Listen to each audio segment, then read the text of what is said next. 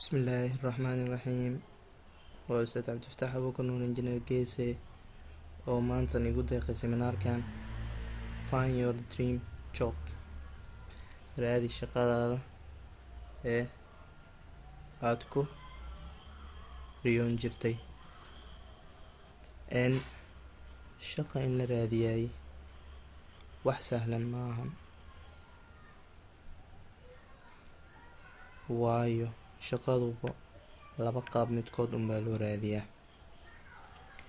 mid waxa weeyaan inuu qofka creation of job la imaado uu asaga abuurto.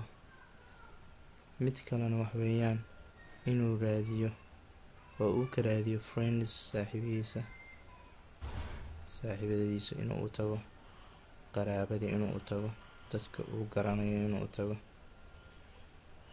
labadaas qaabba waa loo soo raadiyaa shaqo. marka inaad shaqo raadisay maahan inaad seexataa ee waa inaad socotaa oo dhididaa oo aad meel walba ka raadisaa. raadinta shaqadu marka hore waxay u baahan tahay qofku inuu target lahaado, meel uu fiirinayo oo hiigsanayo waa inuu lahaado xanjadiisa, meel inuu ku dhigsado. marka hore meel heblaayo ayaan ka shaqeynayaa ama waxaan galayaa kambaniyada ka shaqeeyaan borodhaka wax soo saarka.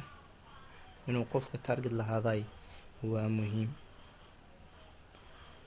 shaqo raadi adigoo cilmi leh oo shahaado sidatid oo digriya ama dugsi saraba waad raadin kartaa. laakiin adigoo dugsi sara haddaad jaamacad u shaqo tagtid waa qalad. adigoo digrii ah jaamacad inaad u shaqo tagtid oo diblooma u dhigtaay waa mid saxa, ama private inaad dhigtaay waa mid saxa. adigoo master ah inaad digrii u shaqo tagtaay waa sax. yes, adigoo master ah master waad u dhigi kartaa. adigoo PhD na master waad u dhigi kartaa. laakiin marka hore muhiimada ugu weyn waxay tahay qofka skillka, xirfada waa inuu lahaadaa uu howsha qaban karo. haddaadan howsha qaban karaynin sidaad ku shaqeynaysaa? dugsi saraad soo dhameysay, yes, waxaad dhigi kartaa maxay maadooyinka caadiga waad dhigi kartaa. xisaabaad dhigi kartaa haddaad garanaysid weyaan. marka hore skillka iyo knowledge-ka hayso.